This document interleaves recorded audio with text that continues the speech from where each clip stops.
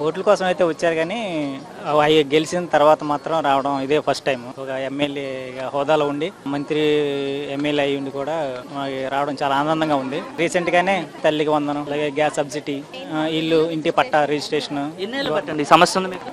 ఇది అంత ముందు నుంచి ఉంది, చాలా ఏళ్ల నుంచి ఉంది, జరుగుతుంది. ఇస్తా ఉన్నారు కానీ ఎవరు వచ్చినా రాలేదు. లోకేష్ గారు గెలవడం వలన సరే వచ్చిన వరకు మీరు చాలా మంది ఎమ్మెల్యేలు చూసుంటారు రాజకీయ నాయకులు, వాళ్ళకి ఇతనికి ఏంటి తేడా ఏం చెప్తారు? ఈయన ఏంటంటే ఒక ఇంట్లో మనిషిలాగా వచ్చి రావడం అనేది నేను అసలు ఎక్స్పెక్ట్ చేయలేదు. ఒక ఇంట్లో మనిషిలాగా వచ్చి చెల్లి తమ్ముడు అన్న మా పిల్లల్ని అన్న అక్క బాగున్నారని పలకరడం చాలా సంతోషంగా ఉంది. ఇదే ఫస్ట్ టైం ఒక ఎమ్మెల్యే ఇట్లా మాట్లాడడం చాలా ఇదిగా ఉంది మాకు. మీరు ఏం మాట్లాడారు? లోకేష్ గారు మీతో పిలిచారు కదా, మాట్లాడారు కదా?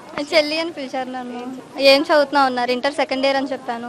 రౌడీ అని పిలిచారు నన్ను. అట్లా ఇంతకుముందు ఎవరైనా పొలిటీషియన్ అంటే మీ ఇంట్లో ఇక్కడ చాలా ఏళ్ళు బట్టి మీరు ఉంటున్నారు కదా, ఎవరైనా రాజకీయ నాయకులు వచ్చి మాట్లాడారు ఈ విధంగా, అంటే సమస్యల కోసం?